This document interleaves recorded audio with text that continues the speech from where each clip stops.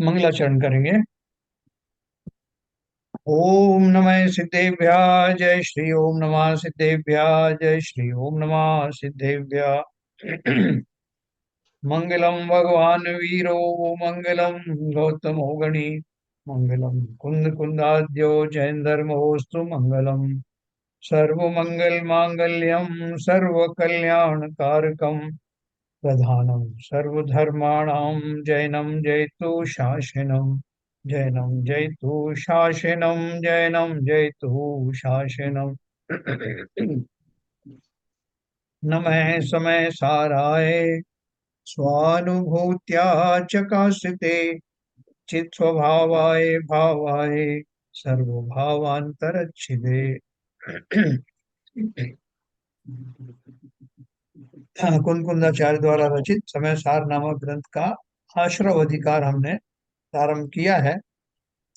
वैसे तो पुण्य और पाप जो है वो आश्रम में ही आते हैं, लेकिन उनका विशेष प्रयोग जीवन में होने के कारण उसका एक अलग से ही चैप्टर बना करके हमने पढ़ा था। तो एक हिसाब से तो आश्रव अधिकार की वो समरी थी, तो हम उस आश्रव अधिकार को थोड़ा और डिटेल में समझेंगे। हम ये जानेंगे कि बहुत सारी बातें जो है वो आचार्य जो कहते हैं वो थोड़ा गूढ़ शब्दों में होती है।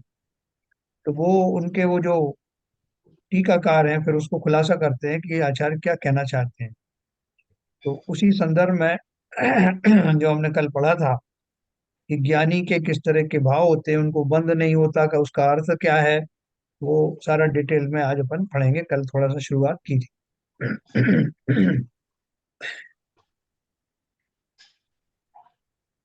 देखिए अपन ने कल ये 167 नाम का की गाथा पढ़ी थी।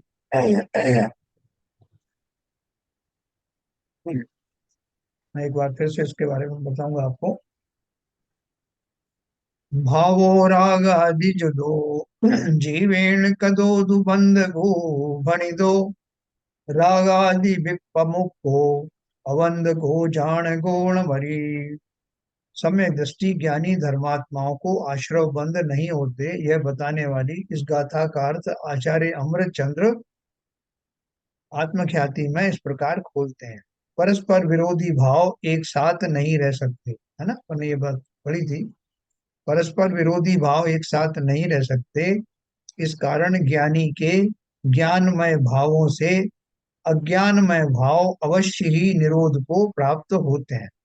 यही कारण है कि ज्ञानी के अज्ञानमय मोह राग द्वेष रूप आश्रव भावों का निरोध होता ही है।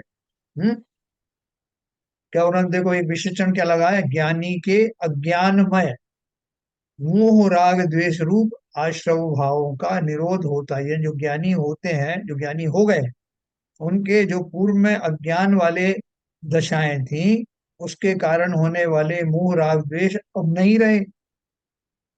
नहीं रहे का अर्थ क्या है, अज्ञान दशा में रहने वाले मोह राग द्वेष रूप जो भाव है वो समाप्त हो जाते हैं।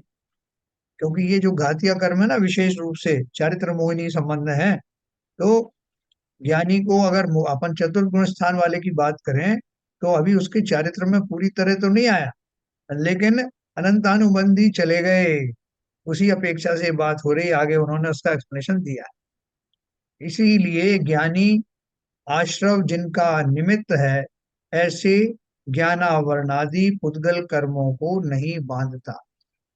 सदा ही अकृतृत्व स्वभावी एवं स्वयं ज्ञान स्वभावी होने से ज्ञानी नवीन कर्मों को न बांधता हुआ सत्ता में विद्यमान पूर्ववद्ध कर्मों को मात्र जानता ही है। देखो ज्ञान तो, ज्ञान का व्यापार तो दोनों को चलता है, ज्ञानी को भी अज्ञानी को भी। लेकिन अज्ञानी बहुत सारी गलतियां करता है, जो वो नहीं कर सकता, जो नहीं करता है उसको भी अपना कर, वो अपने को उसका कर्ता मान लेता है ना। कि मैं क्या, मैं रागी हूँ, मैं द्वेषी हूँ, मतलब जो ये मानने की बात है रागी द्वेषी, मतलब वो अपने को स्वभाव रूप से ही ऐसा मानता है। जबकि ज्ञानी को भी अगर राग द्वेष आते हैं तो वो मात्र उन्हें जानते हैं, और जानते हैं, उसका कर्ता नहीं बनते, बल्कि ये भली बात ही जानते हैं कि मेरी अज्ञान दशा में बने रहने के कारण से सत्ता में बहुत सारे जो कर्म बंध को प्राप्त हुए हैं वो समय आने पर उदय को प्राप्त होते हैं। वो मेरी विकारी अवस्था है। तो वो भली भांति उनको एकदम क्लैरिटी रहती है, एक अज्ञानियों को ऐसी क्लैरिटी नहीं रहती। और इसलिए हम अनजाने में ही उन कर्म के कर्ता बन जाते हैं। जैसे कि कोई व्यक्ति ने संकल्प किया कि यहाँ से जितने लोग निकलेंगे मैं उनको मार डालूंगा, एक कोई बचने नहीं दूंगा। तो लोगों ने कहा क्यों, आप क्यों ऐसा कर सकते हो? बोले साहब मैं बहुत समर्थ आदमी हूँ, मैंने अब तक कितने लोगों को मारा है और जो भी निकलेंगे उनको मार ही दूंगा। और एक भी नहीं निकला। लेकिन उसने जो अपने भाव किए हैं, मारने के भाव या कर्तृत्व भाव रखा है कि मैं मार सकता हूँ, मैं जिला सकता हूँ, ये जो उसके अज्ञान वश होने वाले भाव हैं उसका दंड तो प्रकृति में मिलता है। उस झूठे कर्ता बनने के कारण से वो उसके अंदर जो राग आदि उत्पन्न होते हैं, द्वेष आदि उत्पन्न होते हैं, उन सब का फल मिलता है। जबकि ज्ञानी मानता है मैं किसी को जिला नहीं सकता, मैं किसी को मार नहीं सकता। मैं निमित्त तो हो सकता हूँ, कई बार कोई जीव मेरे पैर के नीचे आ जाए या कुछ हो जाए। बाकी ज्ञान दशा में या स्वाभाविक दशा में मैं किसी जीव का या किसी द्रव्य का कर्ता होता नहीं। ऐसा ज्ञानी को बहुत क्लैरिटी के साथ पता होता है। इसीलिए ज्ञानी आश्रव जिनका निमित्त है, ऐसे ज्ञानावरणादि पुद्गल कर्मों को नहीं बांधता। सदा ही अकृतत्व स्वभावी एवं स्वयं ज्ञान स्वभावी होने से ज्ञानी कर्मों को ना बांधता हुआ सत्ता में विद्यमान पूर्वबद्ध कर्मों को मात्र जानता ही है। अध्यात्म के इस कथन की अपेक्षा तो यह है कि चौथे गुण स्थान में जिन प्रकृतियों का बंध नहीं होता, वे प्रकृतियां ही मूलतः अनंत संसार के बंध का कारण।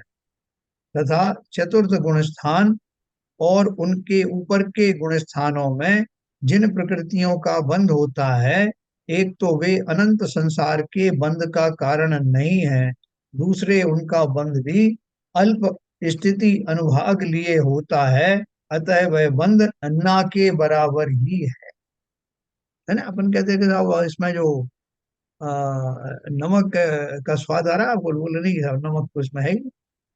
पर नहीं, थोड़ा ध्यान करो साहब, इसमें थोड़ा तो नमक है। बोले होगा, बहुत मामूली होगा साहब, क्योंकि वो ध्यान में नहीं आ रहा है, इतना मामूली है। तो क्या बोल रहे हैं कि वो जो आ, घातिया कर्म है या जो अनंतानुबंधी जाति की जो कषाय हैं, वो कषाय मूल रूप से चतुर्थ गुण स्थान में ही समाप्त हो जाती हैं। तो उनके कारण होने वाला बंध ही वास्तव में मेजर बंध है। अनंतानुबंधी का अर्थ है कि वो बंध, वो कर्म जब उदय में आएंगे तो जीव संसार में ही भटकेगा। तो इसलिए वो मेजर पोर्शन है घातिया कर्मों का। तो चतुर्थ गुण स्थान वाले को ज्ञानी कहा गया है, वहां से ज्ञानी शुरू हो जाता है। आप कहेंगे कि उसके ऊपर की कषाय तो विद्यमान है, अभी अनंतानुबंधी गई तो क्या, अप्रत्यक्षानावर्णी प्रत्यक्षानावर्णी संजुलन कषाय तो बाकी है। तो बोल रहे हैं हाँ हाँ, वो तो हम भी मानते हैं कि बाकी हैं, लेकिन उनका विशेष असर नहीं होता, वो मामूली कषाय है। उनके कारण संसार के बंध के कारणभूत कर्मों का बंध नहीं होता। इसलिए हमने उनको अबंध रूप ही मान लिया है। अबंध रूप मान लिया मतलब कंपेरेटिवली। तो क्या बोल रहे हैं, और ऊपर के गुण स्थान में भी ऐसे ही होता है। वह तो अप्रत्याख्यान प्रत्याख्यान भी चला गया, संजुलन कषाय रह गई। संजुलन कषाय कैसी है मुनियों की, जैसे जल के ऊपर खींची गई रेखा जो तुरंत मिट जाती है ना। तो उनके ऊपर के गुण स्थानों में जिन प्रकृतियों का बंध होता है, एक तो वे अनंत संसार के बंध का कारण नहीं है, दूसरे उनका बंध भी अल्प स्थिति अनुभाग लिए होता है। अतः वह बंध ना के बराबर ही है। जैसे बोलते हैं ना कि इतने 13वें गुण स्थान वाले केवल ज्ञानी के साता वेदनी आदि जब कर्म का उदय आता है, साता या साता का, तो वो कैसी उसकी कितनी स्थिति रहती है। जैसे दीवार के ऊपर में सूखी रेत फेंको और वो तुरंत वहां से नीचे गिर जाती है, टिकती ही नहीं। ठीक उसी प्रकार से उन कर्मों के उदय की जो स्थिति होती है वो काल होता है। सर, तो अतः हाँ बोलिए। अब आदिनाथ भगवान को मतलब सिद्ध बनने में मतलब 1,000 साल तक तपस्या करनी पड़ी। हाँ तो उस समय उनका कौन से संजुलन कषाय का बंध था? आयु कर्म का बंध था, वो क्या संजय संजुलन कषाय में ही आता है? क्या क्या आता संजय कषाय में? जो आयु कर्म का बंद होने से उनको हाँ 1000 साल तक तपस्या करनी पड़ी थी। हाँ, आयु थी ना उनकी, आयु नाम कर्म है ना। नहीं तो ये आयु नाम का कर्म कौन से उसमें आता है? नाम कौन सी कर्म, उसमें? नाम कर्म के अलावा जो अपने होते हैं चार घातीय अघातीय कर्म होते हैं ना, चार: आयु, हाँ नाम, गोत्र और वेदनी। हाँ। तो उसमें से आयु नाम का, देखो मैं आपको दो चीज बताता हूँ। एक तो क्या है कि इस प्रकृति में सब चीजों का पूरा पूरा हिसाब किताब होता है जी कि हाँ। आपको 1000 साल की तपस्या उनको क्यों करनी पड़ी थी, या क्यों उनके उसमें उदय में थी, क्यों? हर किसी के तो नहीं थी। अगर महावीर स्वामी को ऐसा उदय होता कि 1000 साल तक तपस्या करो तब केवल ज्ञान होगा, तो उनकी तो आयु ही 72 साल की थी। वो बात ठीक है सही ना? है। तो प्रकृति में ऐसे एडजस्टमेंट भी होते हैं। 1000 साल उनके लिए कुछ भी बड़ी बात नहीं थी। या 84 लाख पूर्व की आयु थी, उसमें 1000 साल कहीं नहीं लगते थे वो। लेकिन आप प्रोपोर्शनेट निकालो, प्रोपोर्शन, 84 लाख पूर्व का 1000 कितना हुआ? वो वो तो थोड़ा सा खैर बात पोर्शन सही हुआ। है। हाँ। हाँ। दूसरी बात यह है कि ये जो संजलन कषाय मुनियों की लास्ट तक जो बचती है वो बहुत मामूली है, लेकिन वो क्या है, जब वो ध्यान में ध्यानस्थ होते हैं, तो जिस भाव पूर्वक वो घातिया कर्म में जाते हैं, उस भाव का मेंटेन करना एक अंतर मुहूर्त तक जरूरी है। जी हाँ। तो बार बार उनके भाव तो हुए, लेकिन वो क्षण नहीं आए जिसमें कंसिस्टेंटली, कॉन्स्टेंटली एक अंतर मुहूर्त तक वो भाव बन जाए। बिल्कुल सही है। उससे पहले थोड़ा सा हट गया ध्यान, फिर चले, फिर थोड़ा उससे पहले ही हट गए। तो इसलिए वो उस उसको कंसंट्रेशन आने में, वो लेवल बनाए रखने का अंतर मुहूर्त के लिए, वो दशा आने में 1000 साल लगे। ठीक है। महावीर स्वामी का जो है जल्दी काम हो गया, किसी का 6 दिन में हो गया, भरत चक्रवर्ती का तो बहुत ही जल्दी हो गया। तो ये तो सब भाई चीजें साहब, हाँ। तो ऐसा तो 1000 साल तक वो सातवें गुण स्थान में ही रहे। इस सातवें एक गुणस्थान हजार से साल ऊपर जाते थे ना, ऊपर जो अपना गुणस्थान हाँ, चलते थे जाते 12वां। जाते थे, जाते हाँ थे, लौट के आ जाते थे। मेरा मतलब था मुनि मुनि मुनि दशा में थे, हाँ और सम्यक दृष्टि थे। हाँ सम्यक दृष्टि तो वो सातवें गुण स्थान में तो थे। साथ में सीढ़ी मारते थे बार बार, और सीढ़ी हाँ मारते थे और वो लौट, ये हाँ, चल रहा बराबर है ना। बराबर। हाँ, बारहवें हाँ, बारहवें वो गुणस्थान के भाव तो उनके, 12वें गुणस्थान के समकक्ष भाव जो उनके क्षीण मोह वाले भाव तो बहुत जल्दी आ जाते थे जैसे ध्यानस्थ होते थे। हाँ और हाँ, बारहवें बारहवें से 13वें की जो बाउंड्री है, वो वो क्रॉस क्रॉस करने करना के मुश्किल लिए, था। हाँ, वो उस पे मेंटेन करना उस लेवल पर एक अंतर मुहूर्त तक, वो ही एक वास्तविक, हाँ, दशा है जिसके और लिए सब 48 अभ्यास। 48 मिनट में मोक्ष हो जाता है, 48 मिनट बस में केवल ज्ञान हो जाता केवल ज्ञान। है, केवल ज्ञान हो जाता है। हाँ। और ये सम्यक दर्शन कितने काल में होता एक अंतर मुहूर्त में। है? हाँ, बोलो भाई, और कोई बताओ। मिथ्या दृष्टि से सम्यक दृष्टि बनने में कितना समय लगता है? भाई एक अंतर मुहूर्त में और वो छठ मैक्सिमम होता है। भाई साहब, दृष्टि हाँ, एक बदलती नहीं, नहीं, समय, एक समय में। नहीं, कोई नहीं एक लगता। समय में। बहुत बढ़िया। दृष्टि बदलनी है, दृष्टि बदलनी है केवल। हाँ, केवल भगवत नहीं लगता। वो अपन को ये बात तुरंत पे निमित्त। विश्वास नहीं होता है कि एक समय में हो जाता है। एक समय मतलब एक समय हाँ पहले में मिथ्या दृष्टि था हाँ और दूसरे हाँ समय में सम्यक दृष्टि हो गया। हाँ हाँ, वो मैं समझ गया। दृष्टि जब नीरजा जी तुरंत दृष्टि तुरंत बदलनी बताया। है। देखिए हाँ, तो दृष्टि जैन बदलनी है साहब, केवल। हाँ ये जो तो आदिनाथ भगवान जी 12वें गुण स्थान में ही ये 1000 साल का जो चक्कर चलता रहा, सातवें हाँ को क्रॉस करके वो 56 श्रेणी मार के 12वें में तो पहुंच गए थे, कहने का मतलब हाँ। ये है। नहीं नहीं, नहीं वो नहीं। देखो, एक ऐसा मिनट है, एक मिनट।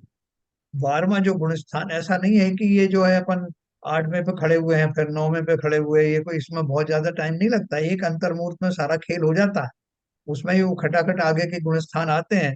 8वां आया, 9वां आया, 10वां आया, 11वां आया, 12वां आया, 12वें पे थोड़ी देर मेंटेन रहे, और फिर वापस जो ध्यान जो है वो 13वें तक नहीं पहुंचा, उसी के आसपास फिर आ गया नीचे। फिर उन्होंने प्रयोग किया, फिर कोशिश की, वहां तक पहुंचे 12वें के समकक्ष तक। लेकिन 13वां गुण स्थान जो, वो तब आता है जब वो भाव जो है कंटिन्यू मेंटेन रहे। अभी जितने मुनि जो तपस्या करते हैं वो तपस्या किस लक्ष्य को लेके करते हैं? कि मुनि लगे हुए हैं अपने अपने तपस्या करने, तो उनके पास क्या लक्ष्य क्या होता है? वो कोशिश करते हैं अपने भावों को मेंटेन करने का। जब जिस जो क्षण आ जाता है उस क्षण में वो मेंटेन हो गया, केवल ज्ञान हो जाता है। और वो सहज में होता है। ये सारे गुण स्थान एक अंतर मुहूर्त में ही जो है क्रॉस हो जाते हैं। लेकिन वो जो 13वां गुण स्थान आने के लिए जितना, जैसे अपन जो है पानी को बाष्पीकृत करते हैं ना, तो आपने पानी गर्म किया, पानी गर्म किया, उसमें जो है वो बॉइलिंग भी शुरू हो गई। बॉइलिंग शुरू हो गई, शुरू होने से पहले तक का जितनी आपने कार्य किया वो कार्यकारी तो है, लेकिन बॉइलिंग होने के बाद उस टेम्परेचर पे 100 डिग्री पर भी पहुंच गया और आपने वो भगोनी वो नीचे उतार ली, आप बोलोगे साहब भाप तो बनी ही नहीं, 100 डिग्री का पानी। लेकिन उसमें जो लेटेंट हीट है वो समाविष्ट होने के लिए थोड़ा समय चाहिए। थोड़ी देर आप उसको टेम्परेचर पर मेंटेन करेंगे तो भाप निकलेगी। तो हमें सबको भाप बनानी है, बहुत मुश्किल काम नहीं। आप इसको पढ़ेंगे तो आपको लगेगा कि मैं अब तक ये क्यों नहीं कर पाया। अब हमारी दशा बदल जाएगी। हम जैसे पहले सोचते थे कि भाई साहब बहुत मुश्किल काम है कि हमारे बस का है क्या, लेकिन धीरे और धीरे भाई एक करके बात है, हम। हाँ। हाँ, भाई एक बात बोलिए। है, जी। वो एक जीव जो है हाँ, उपसम श्रेणी कितनी मार सकता है? कितनी बार ऐसा? हाँ हाँ। हाँ, वो कुछ है, उसका नियम है, वो देख के बताऊंगा मैं आप। और फिर जब उपसम श्रेणी वाले को तो लौट के आना ही आना पड़ता है, और फिर हाँ, वो छपक श्रेणी आता है मारता है वो। और वही हाँ, चिपक शनि मारता है। यस। और वहाँ वही छपक श्रेणी मारता है, तो छपक श्रेणी तो मेरे ख्याल से एक बार में काम हो जाता है ना। हाँ हाँ हाँ, चिपक शनि में आते ही जो हो जाता है। हाँ, छपक श्रेणी तो एक बार में काम हो जाता है, हाँ, लेकिन उसके पूरे अ, रूल्स हैं, उसके जो भी जो रूल्स हैं अपन पढ़ेंगे वो। हाँ तो देखो, अब ये बात जो कही जा रही है, इससे आप ये समझना कि अब मुझे ज्ञानी बनने में कितना टाइम लगेगा। क्या बहुत मुश्किल काम है क्या? अभी जैसे नीरजा जी ने कह दिया कि एक समय की, कम से कम हम यहाँ तक तो आ गए कि हमारी समझ में आने लगा कि मेरी ये दशा है, इसको पलटने में हजारों वर्ष लाखों वर्ष नहीं लगते। एक समय पहले मैं मिथ्या दृष्टि था, अगले ही समय में सम्यक दृष्टि हो गया। और मेरी इस बदली हुई दशा का नुकसान सबसे ज्यादा उन कर्मों को होता है। कैसे होता है? कि वो कर्म उदय में आते थे तो मैं वैसे फिर से रागी द्वेषी हो जाता था। फिर आते नवीन कर्म बनते थे, जब वो उदय में आते थे तो फिर हो जाता था। अब की बार क्या हुआ कि जैसे ही वो मेरे नवीन कर्म बंधे और वो उदय में आए, उदय में आने तक का टाइम लगता है ना, आबादा काल वगैरह होता है, फिर मैच्योरिटी आती है। जैसे वो उदय में आए तो कर्म, एक मैं जिस नाटक के तौर पे बोल रहा हूँ, कर्मों को बड़ा ताज्जुब हुआ देख करके कि अब हमारे उदय में आने पर भी इस जीव का कुछ भी दशा बदली नहीं। हर बार बदलती थी, मुझे इस गेम में बड़ा मजा आता था। मैं हम उदय में आते थे और ये पागल हो जाता था। लेकिन अभी पता नहीं क्या हुआ, ये व्यक्ति सुधर गया कि क्या हुआ। अभी थोड़ी सी देर पहले की तो बात है, ये मैं हम जैसा कहते थे वैसा इसका भाव होते थे। तो ज्ञानी ने हंस के कहा, भैया अब वो बात नहीं रही। अब मैं वो वैसा कमजोर व्यक्ति नहीं हूँ जो तुम्हारे आते ही उस तरह का पागलपना मुझ पर सवार हो गया। तो हमें अपने उस सामर्थ्य को बढ़ाना है। तो कहते हैं कि दूसरा आदमी बलवान क्यों है? क्योंकि हम कमजोर हैं। लेकिन अगर हम बलवान हो गए तो दूसरा अपने आप कमजोर सिद्ध हो। ये हमें एक छोटा सा सिद्धांत और अपनी शक्ति का ध्यान रखना है। हम ज्ञानी नहीं बनेंगे तो कौन बनेगा? पत्थर बनेगा क्या? इसलिए पूरा सामर्थ्य का जुटाना, अपने सामर्थ्य में शंकाएं मत रखना, अपनी वर्तमान दशा को भी स्वीकार करना, और आगे वो कौन सी दशा में मुझे जाना है उसका लक्ष्य लेकर चलना। और दिल्ली अब दूर नहीं है। देखो, ये जब आप समय सार से निकलोगे पूरा, तो निखर के आ जाओ। हमें ऐसा लगेगा कि हमने ये पहले क्यों नहीं जाना। बहुत क्लैरिटी के साथ में है। और ये कोई ऐसी थ्योरी नहीं है कि जो खाली कहानी किससे हो। ये जीवों ने इसी थ्योरी के द्वारा प्राप्त किया है। इसको विज्ञान क्यों कहते हैं? वीतराग विज्ञान। क्योंकि विज्ञान में ये शर्त होती है कि जो एक्सपेरिमेंट कोई भी करेगा पर्टिकुलर वो एक्सपेरिमेंट, उसका वैसा ही रिजल्ट हर बार आएगा। तो इतने ज्ञानी चले गए, एक्सपेरिमेंट हो गया, वो सिद्ध बन गए। कितने ज्ञानी ऐसे हैं जो अरहंत के रूप में है। तो उन्होंने क्या किया था, कौन सा रास्ता फॉलो किया था, यही किया था। तो अब रास्ता हमारे सामने है, पूरा फार्मूला हमारे सामने है, और जो सिद्ध हो गए हैं, अनंत हो गए हैं, उनका प्रमाण हमारे सामने है। तो अब कोई हमें शंका रही नहीं। अब खाली शुरू करने की देर है। एक्सपेरिमेंट कौन सा नंबर का है, वो मुझे करके दिखाना है। मेंटली प्रिपेयर हो जाओ एक बार, भले ही फिर करते रहना बाद में, मुझे करना। तो देखो क्या बोल रहे हैं। इसी अपेक्षा को ध्यान में रखकर यहाँ अध्यात्म में यह कहा गया है कि ज्ञानी को बंध नहीं होता। मतलब वो अनंतानुबंधी छह कषाय चली गई। इस गाथा में समागत विशेष ध्यान देने योग्य बात तो यह है कि ज्ञानी के मिथ्यात्व और उसके साथ रहने वाले रागादि तो हैं ही नहीं, अतः उनका कर्ता धर्ता होने का तो सवाल ही नहीं है। किंतु चारित्र मोह संबंधी जो भी रागादि भाव भूमिका अनुसार विद्यमान है, ज्ञानी आत्मा उनका भी कर्ता धर्ता नहीं है, उनका तो वह सहज ज्ञाता दृष्टा मात्र है। जैसा मुझे कोई अगर क्रोध आ गया, मान लो मैं ज्ञानी हूँ, तो चारित्र मोह का उदय होने से मुझे किसी तरह का थोड़े से काल के लिए कुछ गुस्सा भी आ गया, क्रोध आदि आ गया, तो वो ज्ञानी समझता है कि मेरे अंदर में अभी ये चारित्र मोह संबंधी दुर्बलताएं विद्यमान हैं। तो इनको मुझे अपने ध्यान आदि के द्वारा, अपने पुरुषार्थ के द्वारा ये कमजोरियां भी मेरी दूर हो जाएं, इस अपेक्षा से अपने आत्मा का चिंतन बढ़ाना पड़ेगा और गहराई में जाना पड़ेगा, जिससे वो कर्मों का, ये जो अपन जो कोई कोई सब्जी बनाते हैं ना, तो वो कोई सब्जी तो वो 2-3 विशिल के बाद में वो बन जाती है। किसी को आपको ज्यादा विषय लेनी पड़ती है जो कड़क होता है। तो ज्ञानी समझता है कि अभी मेरी वो चारित्रिक दुर्बलताएं कितनी हैं, उसके हिसाब से उनका जब वो ज्ञान का लेवल, चिंतन का लेवल और समयावधि बढ़ती जाती है, तो वो दुर्बलताएं भी निकल जाती हैं। वो उससे परेशान नहीं रहता, वो अपने आप जाती रहती है। प्रारंभ में अच्छा, रहती है, बनी रहती है। हाँ बोलिए।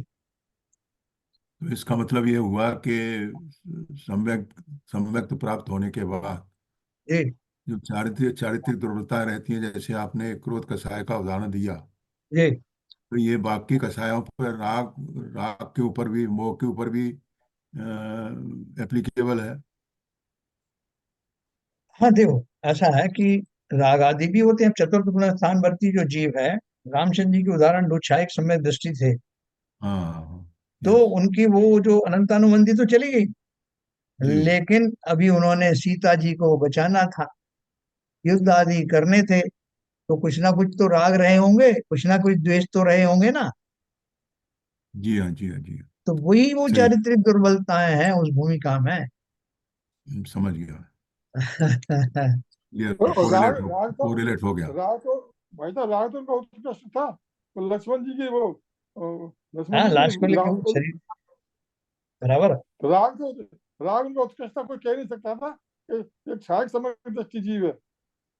बराबर। देखो अभी मजे की बात यह है कि अपन सोचें, अपन लाख जस्टिफाई करेंगे साहब, आप क्या बात कर रहे हो कि रामचंद्र जी को साहब अनंतानुबंधी तो नहीं था, राग द्वेष आदि, लेकिन वो ऐसा था जो अप्रत्याख्यान प्रत्याख्यानावरणी टाइप का था, और वो छायिक सम्यक दृष्टि थे। लोग बोलेंगे हम मान ही नहीं सकते साहब, कोई पागल हाँ, आदमी मानने ऐसा वाली बात करता है? कोई पागल है, आदमी सही ऐसा करेगा ना, मृत शरीर को कंधे पे लेके घूम रहा है और आप बोल रहे हो वो ज्ञानी है? काहेगा ज्ञानी? सही। वास्तव में ये जो इतनी सूक्ष्मताएं जो हैं, जो केवल ज्ञान गम्य हैं, कि वो कैसे हाँ भाव होंगे कि जो हमें प्रकट दिखाई दे रहे हैं, कि जो सामान्य व्यक्ति जिस तरह का भाव नहीं करता वो करता दिखाई दे रहा है, क्रियाएं करता दिखाई दे रहा है, और आप उसे ज्ञानी मान रहे हो। तो उसमें ऐसी कौन सी ज्ञान दशा है जिसके कारण आप उसे ज्ञानी मान रहे हो और अनंतानुबंधी का शायद नहीं मान रहे? तो ये सब केवल ज्ञान गम्य है। इसकी बारीकियां अपन और पढ़ेंगे। घुमट सार आदि ग्रंथ अभी हमारे पास बहुत सारे ग्रंथ आ गए हैं, उज्ज्वला शाह के और कर्मकांड के और ये सब आए हैं। तो देखो अगर अपना सब कुछ ठीक ठाक रहा, समयानुकूल रहा, आंखें वाखें सब ठीक रही, शरीर ठीक रहा, तो अपन ये सब भी पढ़ेंगे भाई इस साहब सब पर। ठीक रहोगे। हमारा वो बिल्कुल ठीक ही रहोगे। हम तो भगवान से ही प्रार्थना करते हैं कि ऐसा है हमें कुछ भी हो जैसा जाए, हमें कुछ जी। भी हो जाए, आपको कुछ ना हो। जैसा साहब आपने आपने ये बात छेड़ी है, जी। तो मैं बीच में इंटरप्ट करके हाँ। आपको सब सब लोगों की तरफ से जन्मदिन की बधाई देता हूँ। और ये अर्चना करता हूँ कि आप इसी तरह स्वाध्याय बिना किसी बात के हम लोगों को उसका लाभ देते रहें। ये अच्छा, सारे आज हमारी सब जन्मदिन है तरफ क्या? से भी आपको जन्मदिन की बहुत बहुत बधाई। सबको बहुत जन्मदिन बहुत है आज का? धन्यवाद। बहुत धन्यवाद। आज हमारा ऐसा हमारा ऑफिशियल जन्मदिन है। अरे साहब बहुत बहुत बधाई साहब। हमारी हमारी एक्सेप्ट कर लेना। तो सारा हक दे रहे हैं, किसी की तरफ से नहीं है, हम तो अपनी तरफ से ही दे रहे आप हैं। आप तो बाबूजी, ये आप तो आशीर्वाद दीजिए उनको। अरे हमारा तो आशीर्वाद सदैव रहता है। आप तो अब ये आशीर्वाद दो कि ये जन्मदिनों का सिलसिला बंद हो जाए। हाँ साहब बिल्कुल ही। ये तो बिल्कुल सही बात कह रहे हो आप। बिल्कुल सही कहा आपने, बिल्कुल सही। मेरी भाव ऐसे हैं, और मैं सभी जीवों के भाव के प्रति यही भाव रखता हूँ। जी। है ना। तो अपन तो वही बात करते हैं, जन्म मरण मृत्यु विनाशनाय, रोज ही तो अर्घ चढ़ा रहे सही बात है। हैं। चलिए, तो अपन बात कर रहे थे, देखो ये बहुत बारीक और बड़ी उत्तम बात चल रही है कि देखो हमारे भाव कैसे हैं। इस क्या था, मैं ये जो एक्सपेरिमेंट इन्होंने किया ना, ये पूरी कई कई जगह मिलेगा आपको। ज्ञानी के बंध नहीं होता, ज्ञानी के भोग भी निर्जरा के कारण है, उसका स्वरूप समझना पड़ेगा। बहुत से लोग मजाक बनाते थे, और हम लोग भी उसके पार्ट थे, जब तक हमने ये नहीं पढ़ा था, ये इसका अर्थ नहीं समझा था। कैसा वो जो बहुत सारे मुमुक्षु लोग कहते हैं कि वो ज्ञानी के भोग भी निर्जरा के कारण। तो बताओ कैसी गलत गलत बात बता रहे हैं। ज्ञानी जो है भोग भी करे तब भी निर्जरा हो रही है, ऐसा तो बहुत ही बढ़िया है। तो इस्लाम धर्म को भी आपने पीछे छोड़ दिया, है ना। तो अपन और सोचते हैं ज्ञानी कि होने के लिए तो, भाई साहब ज्ञानी होने के लिए तो एक बहुत बहुत बड़ी बात है। नहीं, और उसका उसका जो अर्थ है वो अर्थ समझने की बात है कि साधारण तौर पर आप वो अर्थ समझ में नहीं आएगा। उसके भोग अलग हो गए, तो उसका उसमें आगे भी दिया है, मैं भी यहाँ भी बता देता हूँ आपको कि ज्ञानी को अपने पुण्य के उदय काल में उस तरह के भोग आदि मिलते ही मिलते हैं। जैसे चक्रवर्ती है, उसने ऐसा अच्छा। पुण्य अर्जित किया कि 96,000 रानियां और 14 निधि और रिद्धियां और ये सब मिलता है उसको, महल और अटारी और इतनी चतुरंगी सेना वगैरह सब मिलती है। तो वो मिलती है, तो पुण्य को उसको भोगने में भी आता है। लेकिन उस भोग के काल में वो गृद्धता नहीं लाता। जैसे हम जो है भोगों को भोगते हैं, बहुत लिप्त होकर के भोगते हैं, बहुत अनुराग पूर्वक भोगते हैं। वो अपना जैसे एक एक मजबूरी है, एक भूमिका है। जैसे भूमिका, बस मैं पिता भी हूँ, मैं पति भी हूँ या पत्नी भी हूँ, ये सब भूमिकाएं हैं, उन भूमिका का निर्वाह करता है। लेकिन उसमें हम कोई बहुत घमंडी नहीं हो जाते, अरे साहब मैं पति बन गया साहब, और मैं साहब बेटा बन गया, और जो नहीं, सहज में लेते हैं। उसी प्रकार से वो जो ज्ञानी हैं, उनको जो पुण्य के परिताप से, पुण्य के प्रताप से जो कुछ भोग मिले हैं, उनको वो गृद्धता के साथ ना भोगता हुआ, उन्हें मात्र संयोग मानता हुआ जो चिंतन रखता है, उस चिंतन पूर्वक उसकी निर्जराएं उस काल में भी बनी रहती। तो इसलिए छोड़ कहा देता भाई साहब उनको। तो है, उनको सब वैभव को छोड़ के निवृत्त हो जाता है। उसके हाँ, वो तो हो जाता है। लेकिन जो इसमें लगा रहता है वो नरक गति में जाता है। बराबर बराबर। तो वो जो जो बात कही गई है कि ज्ञानी के भोग भी निर्जरा के कारण, उसका अर्थ यह है कि ज्ञानी उस भोग के काल में भी उन भोगों को अपना स्वरूप नहीं मानता, उनका कर्ता स्वयं को नहीं मानता, उस भाव रूप बने रहने का भाव नहीं करता। इसलिए उस काल में भी उसकी निर्जराएं होती रहती हैं। कि निर्जरा होने का कारण ये है, अगर मैं अपने स्वरूप में बना रहूं तो निर्जरा होती रहेगी। भोग आदि जो आएंगे, अब मैं भोजन भी कर रहा हूँ, मुनिराज भी भोजन करते हैं, छठे गुण स्थान में भोजन आदि करते हैं, लेकिन भोजन आदि करते हैं वो क्या, उनके ऐसे भाव होते हैं क्या जैसे हमारे होते हैं? मतलब भावलिंगी संत की बात कर रहा हूँ कि वो उस काल में भोजन भी मात्र इसलिए कर रहे हैं कि उनकी साधना में कहीं शरीर की शिथिलता के कारण कोई व्यवधान ना आ जाए, इसलिए पेट का गड्ढा भर रहे हैं। ना उन्हें रस की, जैसे विद्यासागर महाराज के देखा ना, उन सब रस छोड़ रखे थे, वो भोजन तो करते थे ना। तो किस लिए करते थे भोजन? तो वो खुशी खुशी करते थे, वाह चलो साहब बाहर का समय हो गया, मजा आएगा, वो काय का मजा। तो ठीक उसी प्रकार से अब उस समय में भी वो सोच रहे हैं कि वो दिन कब आएगा जब मैं, मुझे किसी तरह की जो भूख प्यास आदि का वो लेश ना रहे। जिस शरीर को मेंटेन करने के लिए सब करना पड़ता था, कब समय आएगा कि मैं अशरीरी हो जाऊं। ऐसे भाव चल रहे हैं भोजन के समय में, तो निर्जरा का कारण क्यों नहीं बनेगा? तो ये जो रहस्य है, इसको बहुत अच्छे से समझना। हम और आपको जरूरी नहीं कि हम रोज जाके मंदिर में खड़े हों और रोज पूजन करें तभी हमारा काम होगा। हमारी कमजोरी के कारण हम वहाँ चले जाते हैं।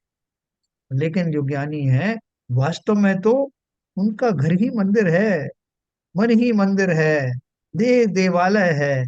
उसमें रहने वाले आत्मा का किया जाने वाला चिंतन, वो आत्मा की स्वयं की पूजा ही है। हम कमजोर हैं इसलिए चले जाते हैं ना। हमारा जो आंखें कमजोर हैं, तो हम अपना ये तो बाइनोकुलर लगा लेते हैं या मोटा चश्मा लगा लेते हैं। धीरे धीरे करके हमारी दृष्टि दोष जाने लगता है, तो चश्मा हल्का हो जाता है। एक दिन आता है कि चश्मा उतर ही जाता है। तो ठीक उसी प्रकार से जो मेरा अभी आलम्बन मैं लेता हूँ, द्रव्यों का आलम्बन, मंदिर का आलम्बन, वो इसलिए लेता हूँ कि मुझे अपने देह देवालय में स्थापित उस आत्मा का चिंतन करने में मैं अपनी कमजोरी के कारण समर्थ नहीं हो रहा। इसलिए मैं वातावरण ढूंढता हूँ। नहीं तो आप देखो, वो प्राचीन काल में जो मुनि थे, कंदराओं में गुफाओं में बैठे हुए हैं, एकांत शमशान में तपस्या कर रहे हैं। वहां कौन सा मंदिर है? वहां कौन सी किताबें हैं? तो वो जो दशा है, आत्मा हमारे पास हमेशा अवेलेबल है। चिंतन रूपी जो सामर्थ्य है, वो ज्ञानियों के पास सदा काल मौजूद रहता है। और अब मैं भी बनने वाला हूँ, आलम्बन मेरे भी घटते चले जाएंगे। ये चिंतन करना, वास्तव में करना। तो भाव पूजा कैसे करते हैं? मुनियों को तो कोई द्रव्य देता नहीं कि ले जाओ आप ये छटक ले जाओ और ये फलाना ले जाओ, ढुमका ले जाओ। उनको तो कोई अभिषेक करने नहीं देता, या वो खुद ही नहीं करते। तो फिर उनका कल्याण कैसे होगा? हम तो सोचते हैं कि हमारा कल्याण होगा ही नहीं बिना उसके, है ना। तो देखो, ये सब जो प्रारंभिक आलम्बनों की आवश्यकता जीव को जब तक है, उसके बिना हमारे भाव नहीं बनते, ये ऐसा हमारा सोचना है कि भाई साहब ये लाठी मुझसे मत छीन लेना, मैं इसी के बल पे चलता हूँ। और वहां पतंजलि में देखा कि उस 10 साल से जो चला ही नहीं था कभी, वो एकदम तीसरे दिन चल पड़ा। तो कैसे चल पड़ा? तो सामर्थ्य थी ना कहीं कहीं, वो विश्वास कहीं था ना। तो विकास का विकास हुआ उस विश्वास का, और चल के दिखा दिया। तो मैं ही तो बनूंगा वो नहीं, मैं ही बनूंगा अरहंत।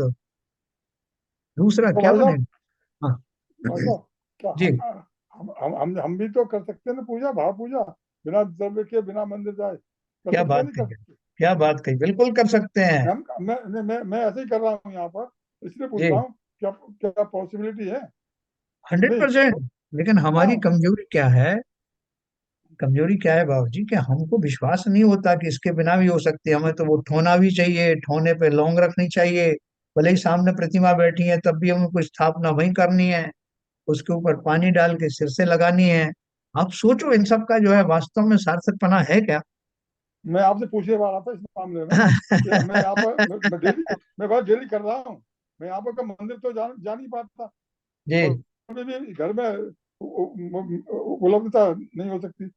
तो मैं जो है नहा धो करके अपना जो है पूजा पाठ, देवता गुरु की पूजा करता हूँ, और सभी वो करता हूँ। तो ये सही है क्या?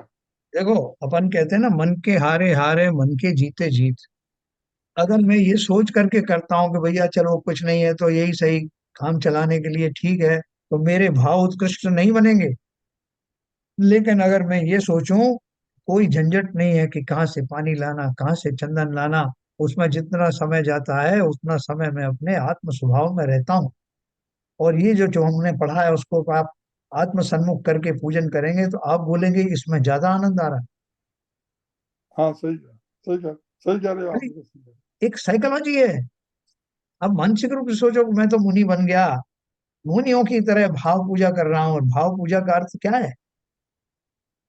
उन आलम्बनों के माध्यम से ही मैं भावों को शुद्ध करता हूँ, और अगर मैं डायरेक्ट भावों को शुद्ध कर सकता हूँ तो इससे बड़ा और क्या हो सकता है। उन क्रियाओं में, आलम्बनों में कमजोर व्यक्ति ही लाठी की जरूरत समझता है, जो सबल है उसको क्या जरूरत है। करके देखो, आपको तो बहुत अच्छा मौका मिला है। ये 3-4 महीने चलो। में भाव पूजा करने के आदी हो जाएंगे। हाँ, मैं कर रहा हूँ, कर रहा हूँ। और ये जो आलम्बन यहाँ लेते हैं, जब आओगे तो फिर आपको अटपटा लगेगा, अरे यार कहाँ की झंझट पड़ रही है, आराम से बैठो, अपने आत्म चिंतन करो, क्या रखा। वो दशा अवश्य आएगी, आनी तो है ही, किसकी कब आएगी ये अलग। तो देखो उन्होंने क्या लिखा, इसी अपेक्षा को ध्यान में रखकर यहाँ अध्यात्म में यह कहा गया है कि ज्ञानी को बंध नहीं होता। इस गाथा में समागत विशेष ध्यान देने योग्य बात तो यह है कि ज्ञानी के मिथ्यात्व और उसके साथ रहने वाले रागादि तो हैं ही नहीं, अतः उनका कर्ता धर्ता होने का तो सवाल ही नहीं है। मिथ्यात्व तो चला ही गया ज्ञानी हुआ तो।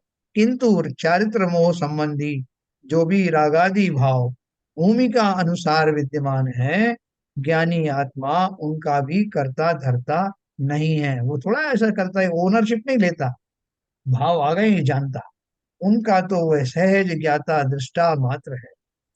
ज्ञानी को आश्रव बंध नहीं होता। इस कथन का तात्पर्य यही है कि ज्ञानी जिस भूमिका में हो, जिस गुण स्थान में हो, उस गुण स्थान तक जिन प्रकृतियों की बंध विच्छुत्ति हो चुकी हो, ज्ञानी को उन प्रकृतियों का आश्रव बंध नहीं होता। यही अभिप्राय तर्क संगत है, शास्त्र सम्मत है और अनुभव सिद्ध भी है ना। अब इतनी लाइन अगर आप पढ़ते हैं, ज्ञानी को आश्रव बंध नहीं होता, तो इतने मात्र को पढ़ करके लोग बाग जो बहस करने को तैयार हो जाएंगे। बोले ज्ञानी तो आपने चतुर्थ गुण स्थान में ही मान लिया, तो उसके ऊपर के गुण स्थान तो अभी हुए नहीं है, और आप बोल रहे हैं कि उनको कोई आश्रव बंदी नहीं हो रहा। तो भैया वो जिस अपेक्षा से ये बात कही है, उस अपेक्षा को यहाँ उन्होंने समझाया है कि जो जो हमारे गुण स्थान ऊपर बढ़ते हैं, तो उन उन गुण स्थान में जिन जिन कर्मों की बंध विच्छित्ति हो जाती, अब वो उनका बंध नहीं होगा। ऊपर के गुण स्थान में और भी दूसरे कर्म जो है उनका उस लिस्ट में आ जाते हैं, तो वो सब जो है ये जो चलता रहता है। लेकिन वो सब कर्म कौन से होते हैं, अनंत अनुबंधी जाति के नहीं होते। अनंत अनुबंधी तो चतुर्गुण स्थान के पहले निबट जाते हैं, ठीक है ना। तो इसलिए उसकी अपेक्षा को ध्यान में रखते हुए, बाकी को मामूली मानते हुए बोलते हैं कि उनका तो कोई अस्तित्व ही नहीं है, ज्ञानी को तो बंद होता नहीं, अर्थात उन वाले अनंत अनुबंधियों का नहीं होता। तो इस तरह के जो कथन आएंगे, ये बहुत अच्छे से हमको उसका अर्थ समझना है और हृदयंगम करना है। अब इस आगामी गाथा 167 में ये कहते हैं कि वास्तव आश्रित, समझा, वास्तविक आश्रव तो मोह राग द्वेष ही है ना। ये मैंने गाथा आपको पढ़ दी थी 167। थोड़ा सा मैं आपको इसके बारे में बताऊंगा। उसका एक कलश है, अच्छा कलश नहीं, ये उसका है मूल गाथा का संस्कृत में। भावो रागादि युतो जीवेन कृतस्तु बंध को भणित है, रागादि विप्रमुक्तो अबंध को ज्ञाय कहे केवलम। है ना, हिंदी में है, जीव कृत रागादि ही बंधक कहे हैं सूत्र में, रागादि से जो रहित वह ज्ञायक अबंधक जानना। जीवकृत रागादि भाव ही नवीन कर्मों का बंद करने वाले कहे गए हैं। रागादि से रहित भाव बंधक नहीं है, क्योंकि वे तो मात्र ज्ञायक ही हैं। देखो हम जो हमें और वो केवल ज्ञानी में क्या अंतर है। हमारे सामने बहुत सारी चीजें आती हैं, लेकिन हम अपने मोहनी कर्म के, मिथ्यात्व के बैकग्राउंड के कारण उन सब में अच्छे बुरे की कल्पनाएं करने लगते हैं। ये अच्छा हुआ है। आप कोई पिक्चर देखने जाते हो तो उनमें आप पक्षपाती बन जाते हो कि हीरो है, ये सब अच्छा ही कर रहा है और इसके विरुद्ध जो कुछ हो रहा है वो गलत है, ये चीज गलत हुई, ये ऐसी होनी चाहिए थे, इसमें मुझे अच्छा लग रहा है, ये गाने में मजा। ये सब जो हम उसमें भेदभाव डाल लेते हैं अपनी रुचि के अनुसार। और जबकि केवल ज्ञानी की अगर अपन बात करें तो उनको तो ऐसी सैकड़ों हजारों अनंतों चीजें एक साथ दिखाई दे रही, लेकिन वो खाली उसमें ज्ञाता दृष्टा बने हुए हैं। किसी तरह का उसमें कोई उनका राग या द्वेष नहीं होता, इसलिए वो वीतरागी कहलाते हैं। जबकि ज्ञान उनका हमसे कई कई गुना व्यापक है ना। और हमारा ज्ञान से बंद इसलिए होता है कि उस ज्ञान के द्वारा मैं अच्छे बुरे की कल्पनाएं करता है। तो जीवकृत रागादि भाव ही नवीन कर्मों का बंद करने वाले कहे गए। रागादि से रहित भाव बंधक नहीं। रागादि से रहित भाव है ना उनके, जिन्हें तो देख, क्योंकि वे तो मात्र ज्ञायक ही हैं। इस गाथा का भाव आत्मख्याति में लोह चुंबक का उदाहरण देकर इस प्रकार स्पष्ट किया।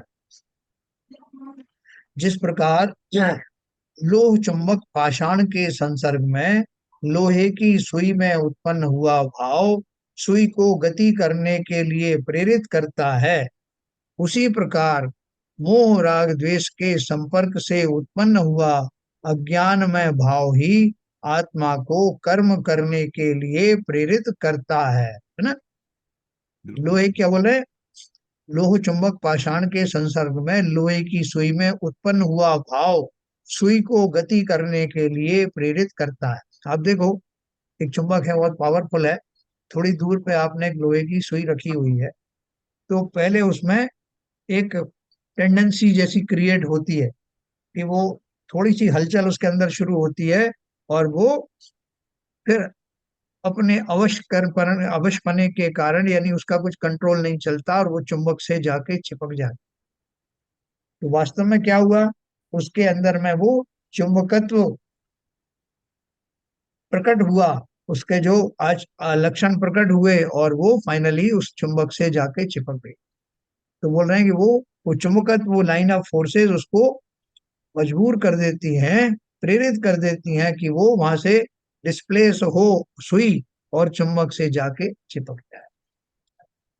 जिस प्रकार लोह चुंबक पाषाण के संसर्ग से लोहे की सुई में उत्पन्न हुआ भाव सुई को गति करने के लिए प्रेरित करता है, उसी प्रकार मोह राग द्वेष के संपर्क से उत्पन्न हुआ अज्ञान में भाव ही आत्मा को कर्म करने के लिए प्रेरित करता है।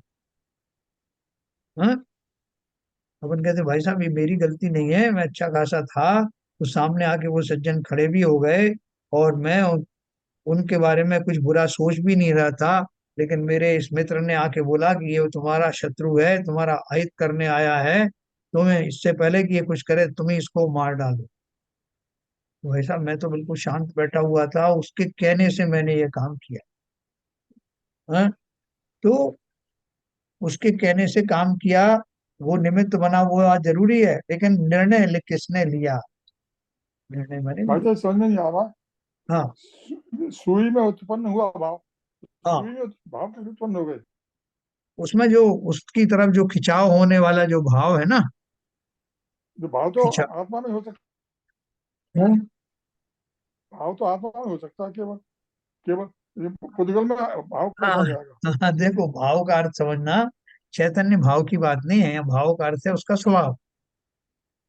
अच्छा अच्छा स्वभाव अच्छा होता है अच्छा अच्छा। ना, हर एक द्रव्य का अपना अरे स्वभाव होता है, उसे भाव मैं कहते मैं यही सोच रहा था कि क्या हैं। कैसे लिख दिया है। हाँ, जैसे हम बोलते हैं भाई साहब कढ़ी का स्वाद है, स्वभाव है गर्म होना, ये जो दवाई आप बता रहे हो इसका स्वभाव है गर्म, इसका स्वभाव है ठंडा। तो वहाँ स्वभाव को भाव कह दिया खाली, अच्छा अच्छा अच्छा। ऐसा। क्योंकि जो लोहे के जो गुण होते हैं, जो उस वही उसके भाव हैं, उसमें जो गुण होते हैं कि अगर चुंबक की प्रेजेंस हो तो वो उसकी तरफ खिंच जाता है, ये उसका भाव है। ठीक है आगे समझ में आ गया। आपने बहुत बढ़िया बात कही, ज्यादातर लोग इससे जो है वो समझ नहीं पाते, ये कि भाव जो शब्द है, भाव जब उसको स्वभाव लगाओ तो उनके समझ में आता है। देखा, हर एक द्रव्य का अपना अपना भाव है, यानी उसका स्वभाव है, उसके गुण हैं, उसमें करने की योग्यता है, उसी को भाव कहते हैं। तो ये अपन ने पढ़ा।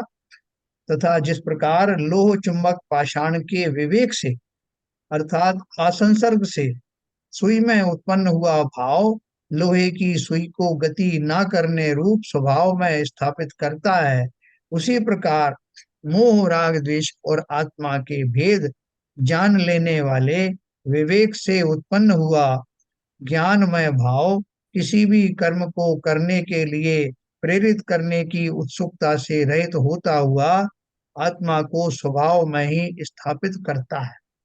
कि अभी क्या हुआ, देखो दोनों एग्जाम्पल जो एक दूसरे एकदम तो नहीं मिलेंगी।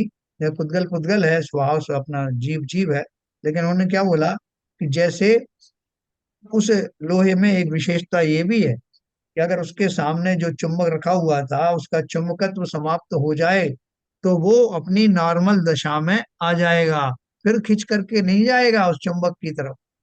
उसमें से वो चुंबकत्व, वो लाइन ऑफ फोर्स हटते ही उसमें वो क्यों जाए, नहीं जाएगी। तो ठीक उसी प्रकार से वो बोल रहे हैं मोह राग देश और आत्मा के भेद जान लेने वाले विवेक से उत्पन्न हुआ। शिलन जी कुछ पूछ रहे थे। देखो अभी एक व्यक्ति है, वो किसी महिला को देखकर, स्त्री को देखकर विकारी भाव से भर जाता है और चाहता है कि मुझे उसका सानिध्य मिले। लेकिन वही व्यक्ति जब उसको ये पता लगता है कि शरीर आदि पुद्गल चीजें हैं, दोनों तरफ के शरीर पौद्गलिक हैं, ये पुद्गल से बने हुए स्कंदों में क्या मोहित होना, ये क्या कार्यकारी होंगे, तुम तो जीव द्रव्य हो, ऐसा भाव आते ही वो पुद्गल शरीरों के निमित्त से होने वाले मोह राग द्वेष रहेंगे क्या। कि वही दशा में वो व्यक्ति बैठा हुआ है और उसके अंदर बिल्कुल भी विकारी भाव नहीं आ रहे, क्यों? क्योंकि उसकी आसक्ति ही समाप्त हो गई। उसको सच्चाई का पता लग गया कि ये ना पुद्गल के मांस आदि से बने हुए इन शरीर आदियों में क्या आकर्षण रखा है, इन पुद्गल स्कंदों में, इन मांस के लोथड़ों में क्या आकर्षण है। ऐसा भाव आते ही शांत हो जाता है, बल्कि अपनी पूर्व भावों की वो निंदा करता है। और अब वो कैसे भी उस तरह के निमित्त क्यों ना विद्यमान हो, अब विचलित होता नहीं, अपने स्वभाव में बना रहता। जिस तरह वो चुंबक वाली सुई अब चुंबकत्व के हटते ही, चुंबकत्व कौन सा है, मेरा मूल आदेश वाला चुंबकत्व, वो समाप्त होते ही अब मेरी मनोदशाओं में वैसा विकार उत्पन्न होता ही नहीं, हो ही नहीं सकता। देखो दृष्टि बदलते ही सृष्टि बदल जाती है। इसलिए यह सिद्ध हुआ। देखो वो थी ना एक भरतरी का, आपने नाटक देखा हो, भरतरी के नाटक में वो एक रानी पिंगला होती है और भरतरी को उसकी जो चारित्र को देख करके वैराग्य हो जाता है ना। वो कथा तो आपने सुनी होगी, नाटक वाटक भी देखे होंगे, कि उसने अपनी रानी के लिए बहुत कुछ किया, लेकिन वो जान गया कि जो कुछ उसे वो देता है वो अपने प्रेमी को दे देता, वो प्रेमी किसी उस वैश्या को दे देता और वैश्या राजा को दे देती है वापस।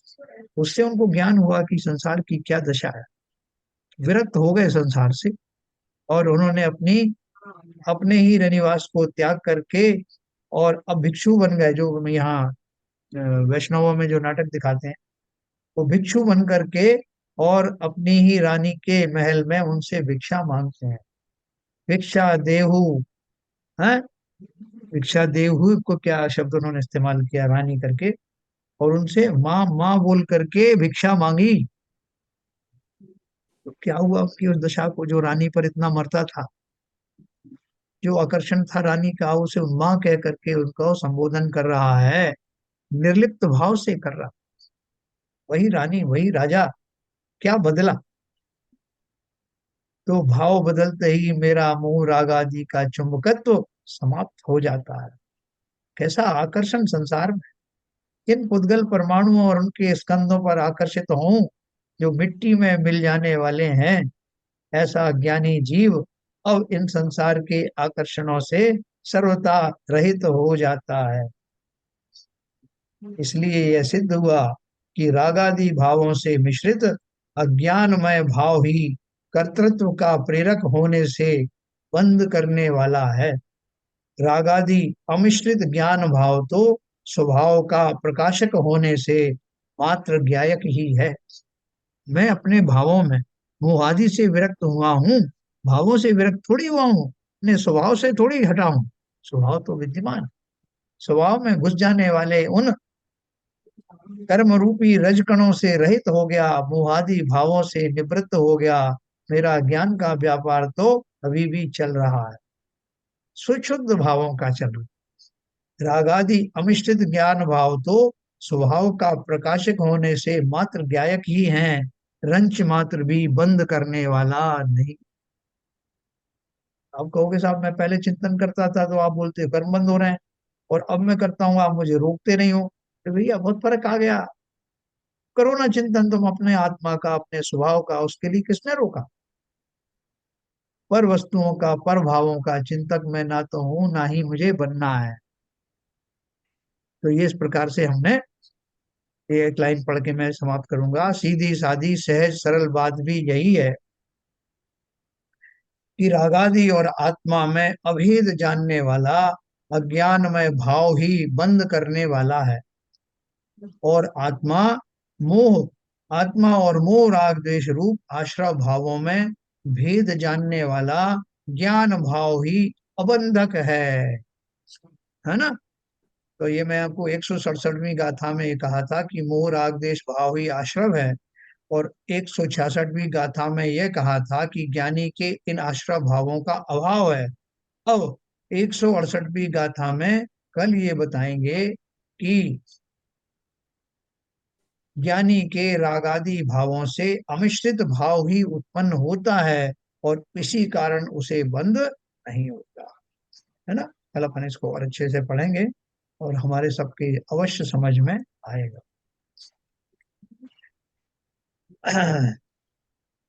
तो सबको समझ में आया होगा। बस देखो, हम और दूसरी जो दशाएं होती थी और पहले की जो बात होती तो हम कह सकते थे साहब बड़ा कठिन है, समझ में नहीं आया था, ऊपर से निकल गया। मैं नहीं समझता कि अभी हमारे इस तरह की दशा है। हो सकता है कि थोड़ा सा और क्लैरिटी की जरूरत हो, लेकिन लगता तो है कि सबके समझ में आया होगा। क्या शैलेंद्र जी समझ में आया क्या?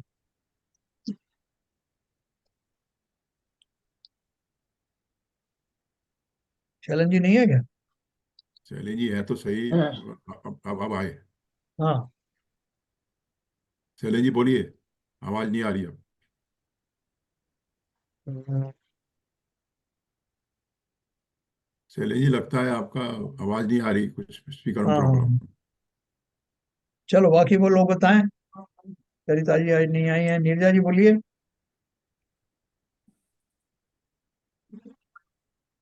आप बताते इतनी अच्छी तरह की समझ में आता है। देखो, मुझे वास्तव में बताऊं कि बताते समय ही ये उसका अर्थ क्लियर होता है। जी। मतलब बताते बताते क्लियर होता है, मुझे ये लाभ मिलता है और इतने लोग सुन रहे हैं, ये जो मुझे बल देता है। वो तो बात वो तो सही है, सेटिस्फेक्शन तो होता ही है बहुत ज्यादा। लेकिन आप इतना हम लोग के लिए इतने अच्छे निमित्त बने, ये भी हमारा एक सौभाग्य है। नहीं, ये तो सब एक दूसरे के हैं वन निमित्त।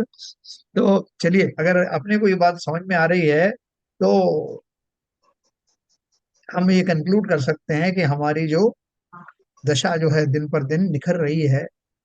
किंचित ज्ञान, किंचित ही सही, लेकिन अवश्य ही अंदर प्रविष्ट हो रहा सर, जो जो भी गाथाएं पढ़ते हैं रोज, है। वो मटेरियल तो वही है, मगर रोज की गाथा नई लगती है। बहुत बड़ी। ये वक्ता ये वक्ता की क्वालिटी है। तो एक तो आप ये करना, आप लोग दोनों जो बाहर बैठे हैं अमेरिका में, आपके पास ज्यादा बहुत खटराग भी नहीं है, तो जो अपन ये रिकॉर्ड करते हैं ना, इसको आप सुनना एकांत में, आपको थोड़ा और क्लैरिटी आएगी, बिल्कुल बिल्कुल है बिल्कुल। ना। अरे तो एकांत। मैं तो भाई साहब ऐसे ही सुन रहा हूँ। मेरे साथ जो शास्त्र है ना, विष्णु जी। सहज जी महाराज का, हाँ हाँ उसमें भी अब यही चीजें चल रही हैं सब। हाँ हाँ हाँ। हाँ, तो वो मेरे को तो बिल्कुल, आप जब बोलते हो ना, जब जी। मैं जब इनका प्रवचन सुनता हूँ, मतलब हाँ सुनता क्या मतलब प्रवचन पढ़ता हूँ, हाँ तो हाँ। मुझे बिल्कुल बिल्कुल ऐसा लगता है जैसे कि ये एक्सपीरियंस साहब ही नहीं, इसमें एक मतलब कोई डिफरेंस नहीं आता। एक्चुअली क्या है कि मेरा भी यहाँ पर मोचमार प्रकाशक और समय सार का ट्यूसडे और हाँ थर्सडे को शाम को स्वाध्याय चलता है 1.5 घंटे का। जी। अच्छा अच्छा। तो वो शुरू, दोनों ही शुरू की स्टेज में हैं। हाँ तो वो उनका विवेचन भी काफ़ी अच्छा है, मगर वो हाँ रिकॉर्डिंग नहीं है उनकी। वो भी तो उससे बहुत अच्छा रिवीजन हो रहा है, बहुत अच्छा जी, रिवीजन हो रहा बहुत बढ़िया। मैं तो पूजा के साथ ही स्वाध्याय करता हूँ, करीब एक एक आध घंटे, करीब आध घंटे पौन घंटे के करीब स्वाध्याय हाँ चलता है मेरा। शास्त्र, और शास्त्र वो पूरा बहुत लंबा, बहुत बड़ा शास्त्र है। बिरन बहन जी ने तो कहा था कि इसे ले जाओ, मैंने भी इसे सपोर्ट किया। वो हाँ बस करीब एक एक 800-900 पेज का है, बहुत अच्छा है। हाँ, मगर आप जब रिकॉर्डेड सुनेंगे ना, जैसे आंख बंद करके आप सुनोगे तो आपको हाँ पढ़ने का जो ये विकल्प तो नहीं रहेगा। ये तो है ना? फंटास्टिक है, बहुत बहुत। हाँ। अच्छा, अभी जो मीटिंग के थोड़ी मीटिंग है बाबूजी, वो अपने स्टोन कमेटी की, तो आप सीवी हाँ जैन, आरपी जैन साहब थोड़ा रहेंगे। हाँ। जिनवाणी स्तुति करेंगे संजय प्रकाश। है।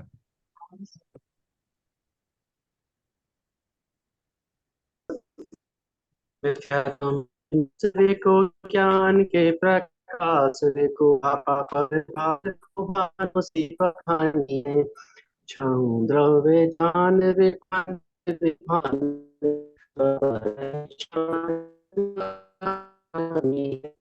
अनुभव काय विभोर